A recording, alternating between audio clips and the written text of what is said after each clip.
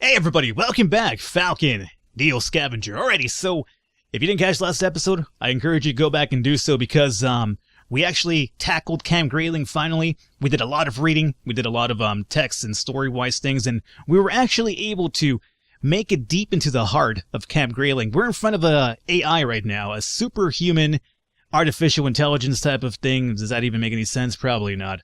But what's amazing about this AI, we could actually ask it some questions and it'll actually give us answers about NEO Scavenger. You know, all these questions we've been having about what the hell's the mega rate, the Mergo rate anyway. What the hell's black white? What's Cam Grayling? Unexplained phenomena. I could ask about myself. So we actually have a few things over here to ask. And I'm not sure if you could ask all of these. I believe that at the end of last episode it told me there's a limit to what you can ask. So we'll find out right now what it is.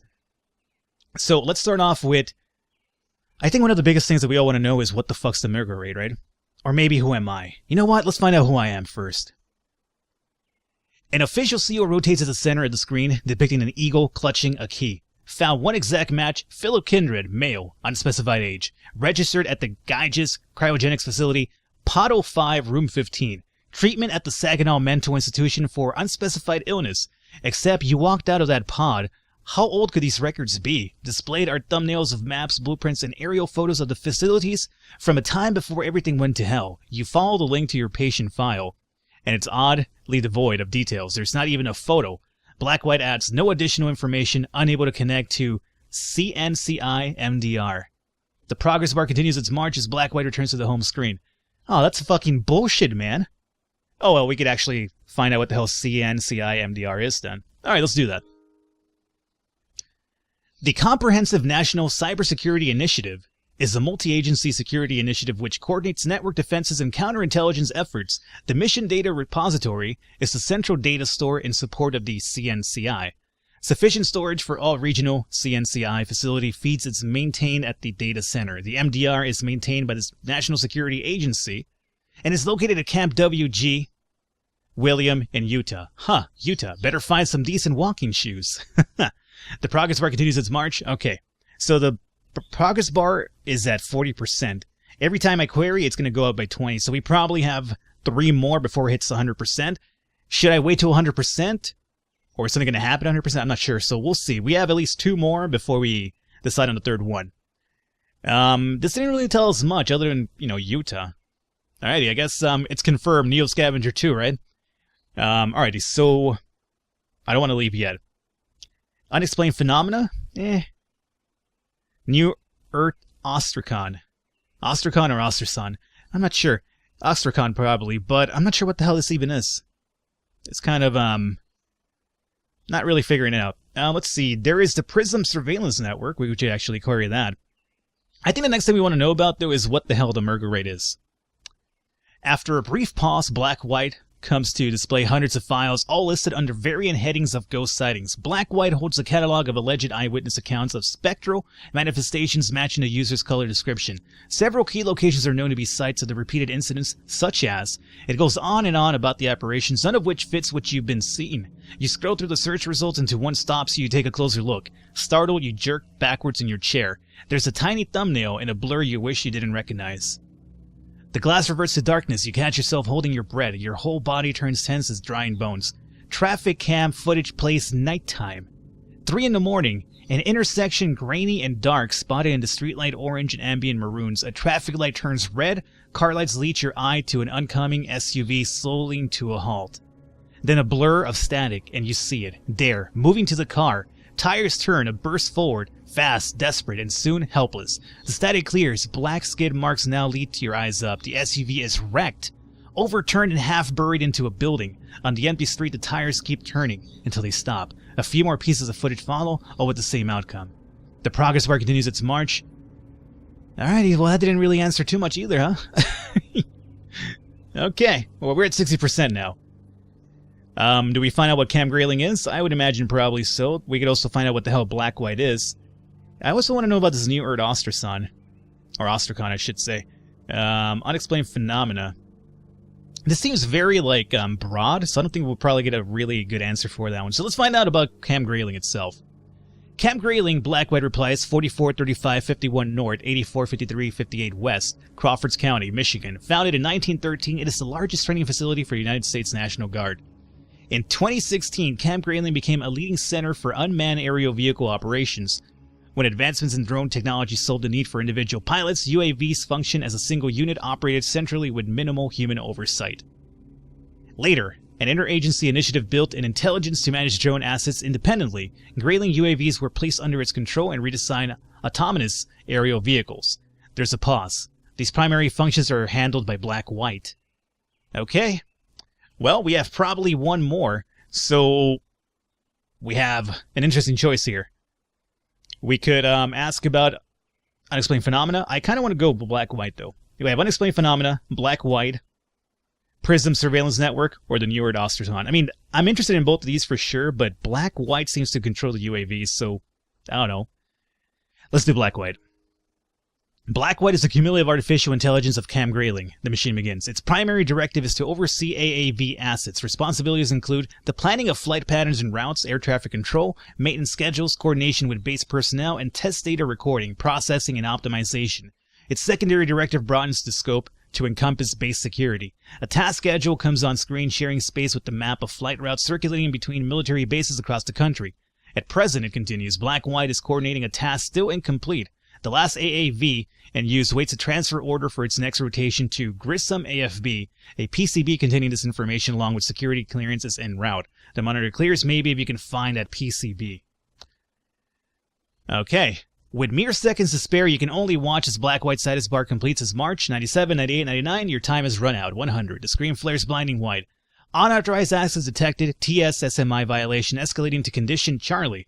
Alarms scream through the air and red lights spin around the room. Terminal inputs disabled. Please vacate the server room immediately. Unintelligible code interspreads with the words like lockdown appears on the screen. Uh-oh. Oh. With fury blasting throughout the base, you knock back to your chair and run desperately for the exit. You escape the desk in the last possible moment. Walls of glass shoot up from the ground and seal the terminal, sending up your back and foot, throwing you against the floor with a hard and painful thud. On your feet again, you keep running. You don't look back. The next thing you know, you've returned to the concrete shaft, squeezing back towards the surface one by one. The emergency lights below you shut down, darkness wells up from the depths of the earth, and you're caught into its warpath. What will you even do? The VMADs on the surface will be out in full force, and who knows what the new horrors await alongside the ADS turrets and energized fence, but there has to be a way to escape. There has to be. Camp Grayling's war cry shatters the air. Alarm lights pulse red, drawing in the walls of the hangar to surround you. Its vast emptiness only serves as a paper fortress. Your options are few. Crossing the hangar, you make your way to the side door. The VMADs have gained reinforcements and they dominate the grounds, patrolling at a faster pace than before. The thought of slipping past them crosses your mind, but as soon as the base sensors catch wind of it, the VMADs are immediately turned to face you. You slam shut the door, not on foot. Nearly lost its swellings of red, the cone of pale light still directs your eyes to AAV. You estimate that you can just fit into this empty weapons bay. You'd be shielded from the VMADs, but they would outweight you. Maybe this thing could still fly? Could you escape inside it? Even so, no machine can run without all its parts. In the square absence of the drone's exposed side panel hangs a gape. Is that crate holding the right part? The hangar door hums to life, creeping open. Your time may be up. Pulling the PCB from the packing materials, you return to the AAV. Alarms rage. Seconds slip away. The VMAD's death squad awaits hangar doors with predatory patience. A prayer catches you in your throat. It's just you here, you and death. With the PCB slotted in, the drones breathe once more. A shrill whine of life in its entire lungs, it throttles up. Enduring sections of the hangar doors groan through decades of rust as they ease open. VMADs now marching through. You climb inside the drone. It starts gaining momentum across the floor of the hangar, closer and closer towards the deadly gaze of the VMADs. You dare not hazard a look, but you can hear the crushing steps grow louder and then distance again as the AAV taxis outside. It turns almost in place and then catapults down the runway. You take flight.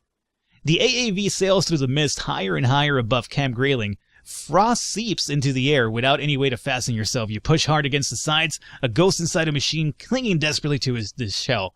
The drone levels out before you reaching out much of an altitude. It turns. When it feels safe, you poke your head up and you see that you're headed south, north past the tail fins, and you see the small base silhouette and red emergency lights. The three spears of Grayling standing helplessly against the escape of your prey and the endless darkness swallowing all of Michigan. You lie back and look through the dense clouds and stars you cannot see.